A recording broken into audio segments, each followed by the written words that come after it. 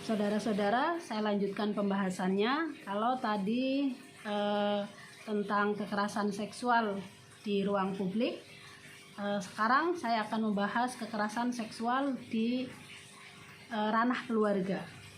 Jadi saudara sekalian, pandangan bahwa perempuan adalah objek dan laki-laki adalah subjek itu tidak hanya ditemukan di luar, tetapi juga di dalam keluarga. Oleh karena itu, banyak sekali orang yang beranggapan bahwa perempuan itu tidak memiliki hak untuk merasakan kenikmatan seksual. Kenapa? Karena tugasnya hanyalah melayani. Kalau melayani berarti dia mengutamakan kesenangan dari yang dilayani, dan kemudian tidak peduli apakah dirinya senang atau tidak senang. Nah, itu pikiran-pikiran semacam ini banyak sekali dianut oleh kaum perempuan maupun kaum laki-laki, sehingga kaum laki-laki pun tidak banyak yang tidak peduli apakah ketika melakukan hubungan seksual di istrinya senang atau tidak. Yang dipikir adalah yang penting saya senang. Nah, oleh karena itu survei dari lembaga kesehatan menunjukkan adanya banyak sekali lebih banyak perempuan ya atau istri yang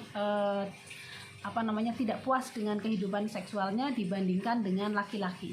Kenapa? Karena mereka sering memposisikan diri sekedar sebagai pelayan. Nah, berkaitan dengan ini, maka ditemukan juga praktek-praktek yang sangat diskriminatif terhadap perempuan. Misalnya adalah kawin paksa. Kawin paksa di berbagai belahan dunia itu rata-rata korbannya adalah perempuan. Yang memaksa siapa? Bapaknya. Dipaksa dengan laki-laki pilihannya.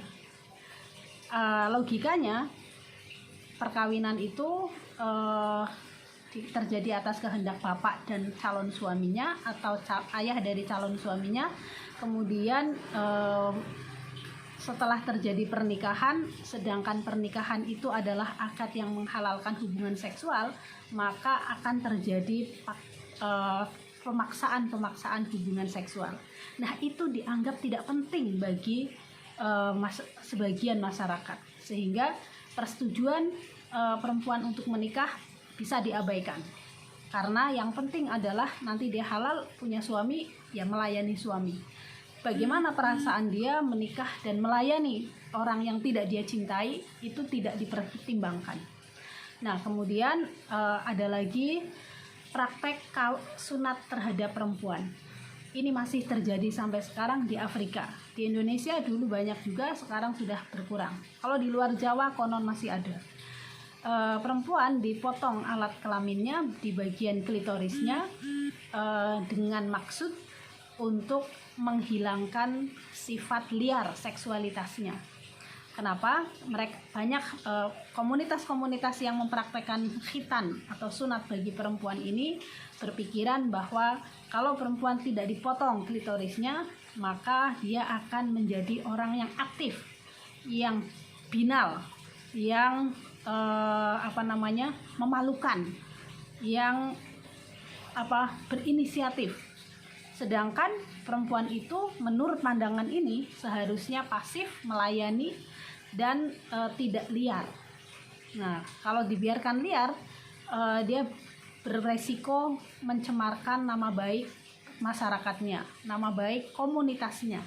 Nah, itu yang dikhawatirkan, sehingga praktek sunat terhadap perempuan ini masih berlangsung.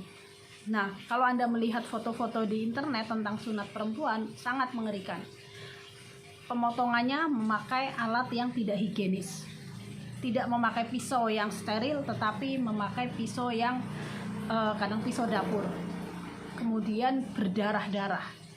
Banyak gadis-gadis usia 15 tahun yang menjelang remaja baru haid disunat, itu kemudian cacat seumur hidup atau mengalami infeksi kelamin karena tidak higienisnya sunat perempuan itu. Bahkan banyak juga yang meninggal. Jadi mereka yang tidak kuat dengan goresan pisau berdarah-darah kemudian meninggal. Nah, ini adalah praktek-praktek yang sangat-sangat diskriminatif terhadap perempuan, dan itu adalah praktek salah satunya yang oleh konvensi perempuan itu hendak dihapus.